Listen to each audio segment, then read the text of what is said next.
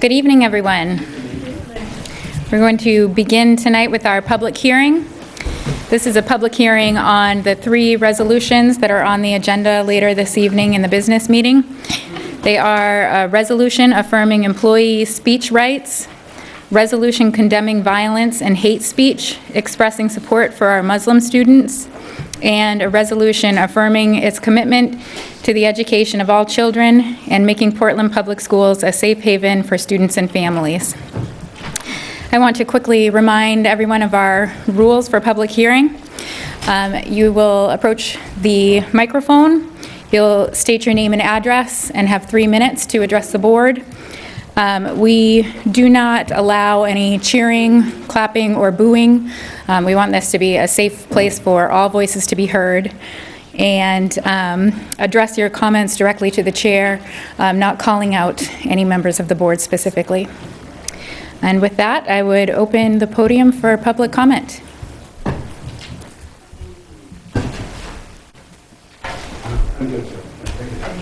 Good evening.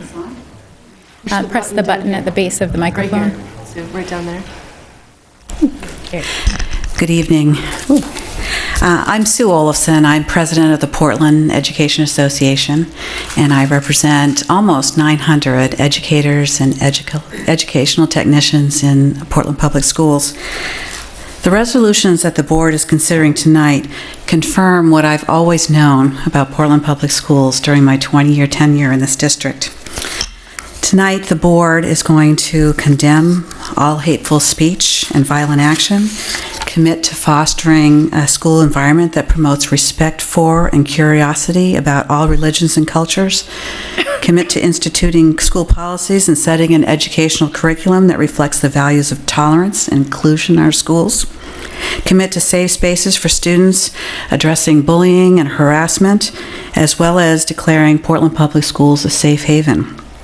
It also commits to encouraging, engaging, and equipping our educators, staff, and our board members to address these difficult issues of race discrimination and religious intolerance, while also supporting its staff by encouraging them to continue to be involved with public discourse, commending them for their past work on this issue, and their hope for them to continue to engage in that work.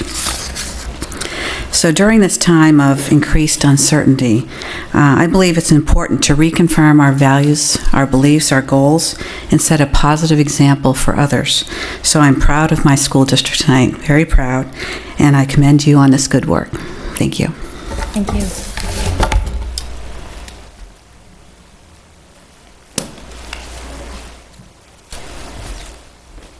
Good evening. I'm Kathy Marquis-Gerard. I am an assistant principal at Portland High School, and I'm speaking on behalf of the PAA, the administrators of Portland.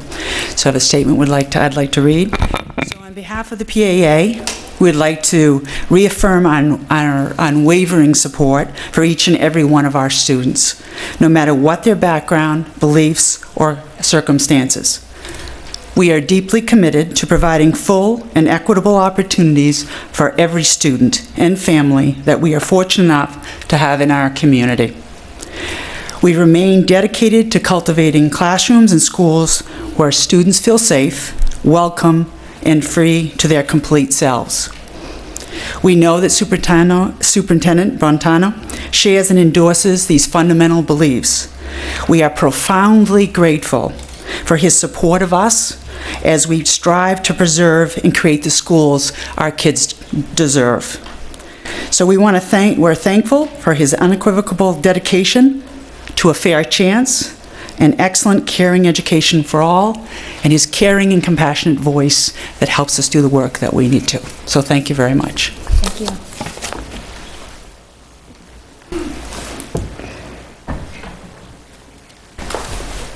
So my name is Kate Byrne, and I'm not a parent, I'm not a teacher, or anything involved with education. I'm just a citizen of Portland, and I wanted to start by saying we want to grow our city with residents and business.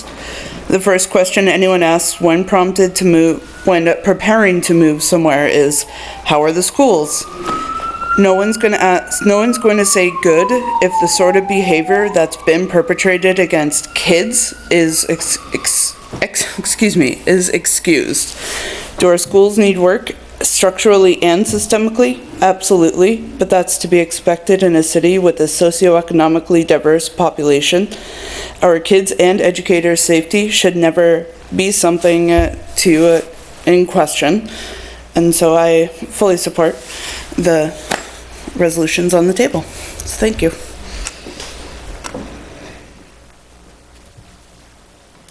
And if those wishing to speak wouldn't mind forming a line behind the podium.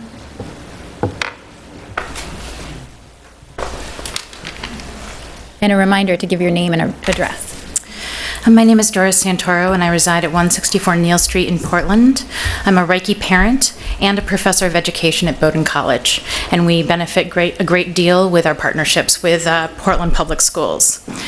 And so I'm here today both as a parent and as a professor, and I'm a philosopher of education who studies the ethics and practice of teaching. And I am here today to support all of the resolutions. However, I'd like to speak directly in support of the affirmation of free speech rights for teachers and staff. I'm currently editing a book that will be published by Harvard Education Press that shows that teachers have been at the forefront of resisting infringements on students' rights over time and into the present. They do so not because of a particular political ideology, but because it is their professional duty to protect children and young adults in their care. Furthermore, they recognize that students living in fear and with grave uncertainty cannot learn. Teachers have justifiable educational reasons to speak out against hate and to act as advocates for their students and their families. Historians have also shown that it's been teachers who have frequently been on the forefront of the most significant social change, such as women's suffrage and civil rights, issues that long ago may have seemed ideological, but that have now come to be cherished standards of our democracy. Furthermore, I'm publishing another book manuscript that will be out with Harvard Education Press, and I have written on this in many peer-reviewed journals about the moral sources of teacher dissatisfaction. When teachers feel as though they are silenced and cannot act in the best interest of their students or their profession, they develop deep dissatisfaction with their work. Often, these same teachers are some of the most dedicated staff members who ensure that students are able to participate in sports, explore their interests through clubs, and offer additional tutoring and support for students at all achievement levels. When experienced teachers find they cannot speak and act in ways that fulfill their commitment to serving students in their communities, they may often leave their school, their district, or teaching altogether. The resolution affirming the free speech rights of Portland Public Schools teachers and staff sends a clear message to the board that the board is confident that teachers will use their professional judgment to enact educational responsibility for all students. Furthermore, these forms of advocacy and professional responsibility are outlined in the Danielson model that's used for evaluation of teachers and is also used in the in-task main beginning standards for new teachers. Thank you. Thank you. My name is Ina Demers, and I live in Wiscasset, Maine. I think Doris has said everything that I wanted to say. However, I have an addition to make. As an educator, I have the duty of not being neutral. And that didn't come from me. That came from Paulo Freire, who was also a philosopher in education, and it came out of his book of Pedagogy of the Oppressed. And I couldn't have felt any more oppressed, but now with this, the three pieces that has been coming up here, I feel like my freedom has been restored. So thank you very much for everything. Thank you. Hello, my name is Jennifer Boggs. I live at 110 Edgeworth Avenue.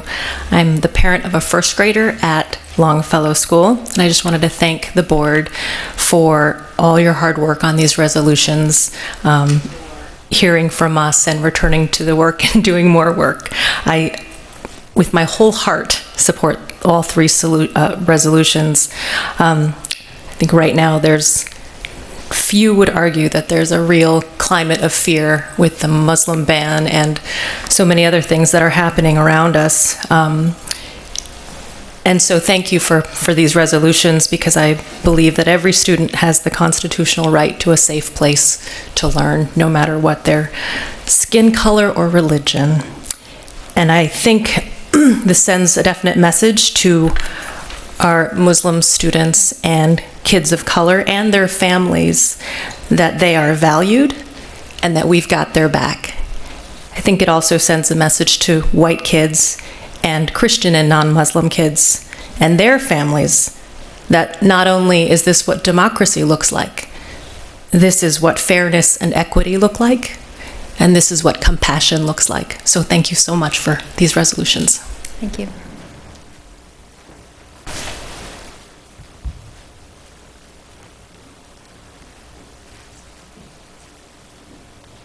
Anyone wishing to speak, please approach the microphone.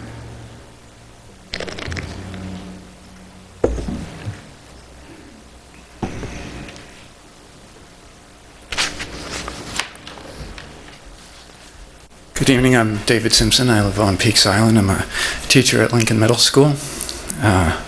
Taught there for 20-some years.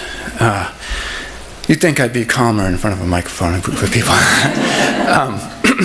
What I wanted to address was the resolution that that lets teachers know where they stand as far as what they can say or feel like what they can say in the classroom and around the school.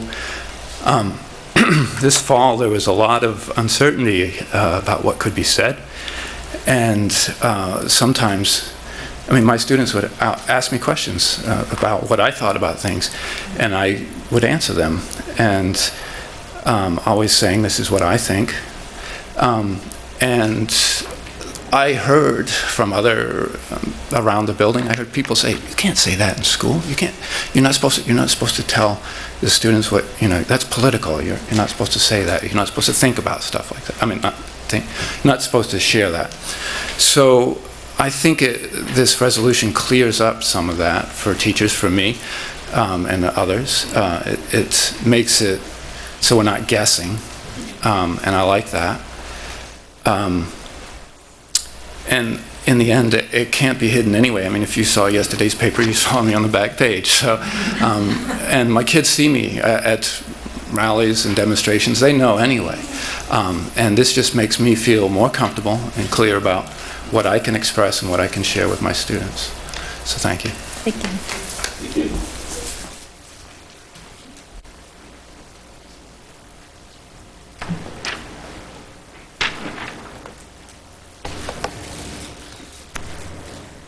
Any others wishing to speak?